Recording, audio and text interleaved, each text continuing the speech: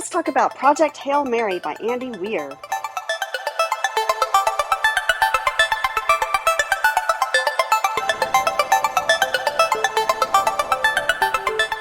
I'm so excited to talk today about Project Hail Mary by Andy Weir. It follows a junior high science teacher named Ryland Grace.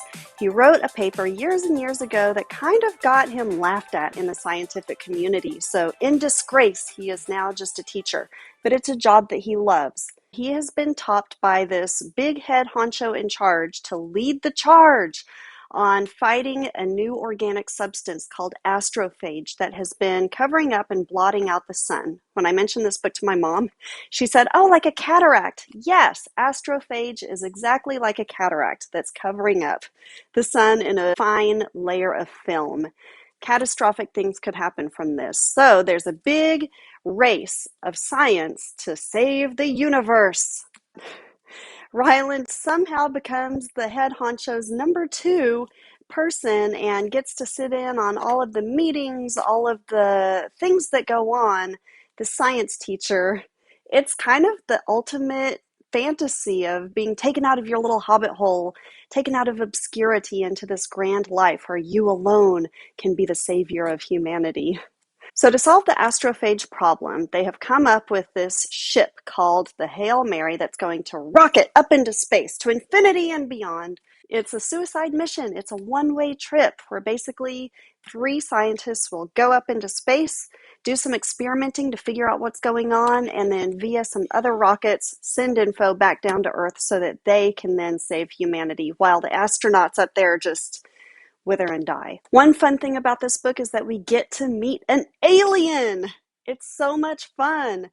And it's kind of clever how Andy Weir does it because the alien isn't what you would think with the gray skin, the humanoid form. What it is instead is a big kind of looking fella. I don't want to give too much away because I want you to have the pleasure of discovering it in the book itself, but it's really clever.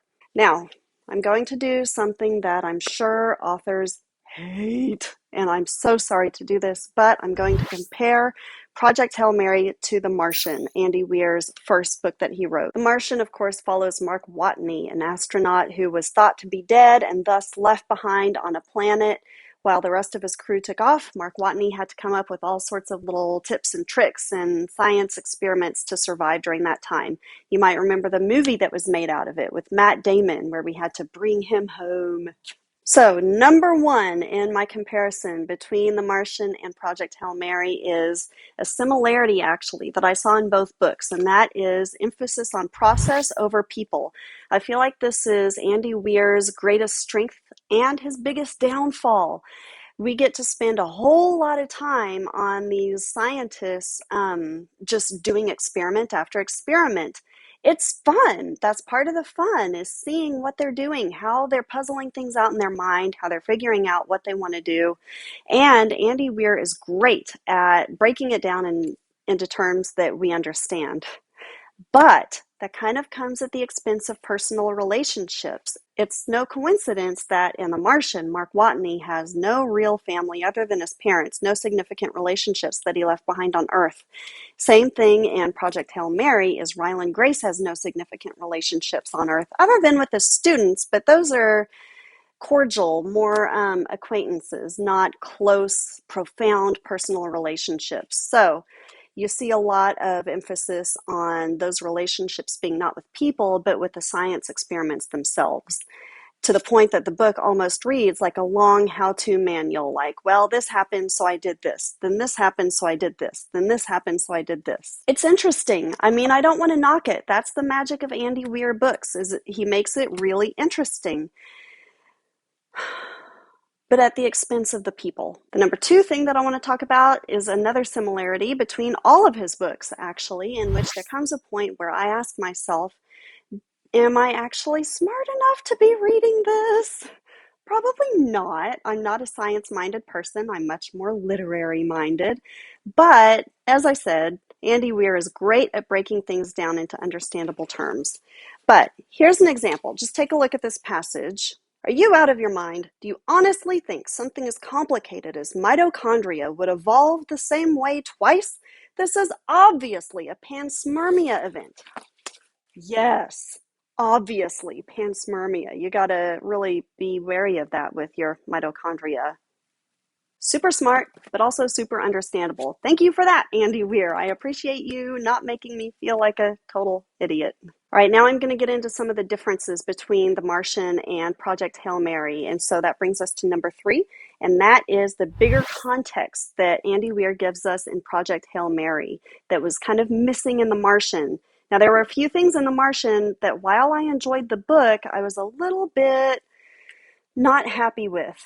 And this was one of the things, is the bigger context. Whereas in The Martian, it's all about Mark Watney and bringing him home. It's almost like a vanity project centered around one man and spending trillions of dollars that the national budget probably didn't have to spare to get him home. There's a much bigger context in Project Hail Mary, a lot more gravitas. This is a multi-universe wide extinction level event that if Ryland Grace and the team of Mary scientists don't solve it, everything and everyone is going to go extinct. It's a lot more serious. There's a lot bigger context. And it makes a lot more sense why there's so much money and time and giant leaps put behind it. Number 4, another difference between the two books in which I feel like Andy Weir improved with Project Hail Mary is personal growth. One of my biggest complaints in The Martian was that there was no sort of introspection. Mark did no personal growth. It's almost like his solitary lifestyle is just completely glossed over and put out there almost romantically. Juxtapose that with Project Hail Mary, and we get a much more introspective character within Ryland. He thinks about the fact that he doesn't really have any close relationships. He thinks about the kids and kind of tries to elevate that relationship in his mind to be more important than it is. And he's even called out on it. The head honcho Strat, she's great at calling him out and saying, "You're a coward, you're selfish, you're only thinking of yourself. These kids aren't what's holding you back. You are what's holding you back." And he takes that to heart and he does some reflection on that.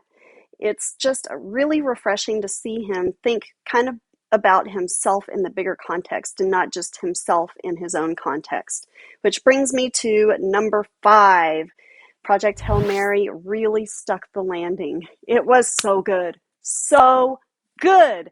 The Martian, I was a little bit disappointed because, possible spoiler alert, it pretty much ended with Mark saying, "Wow, I'm glad to be home." The end.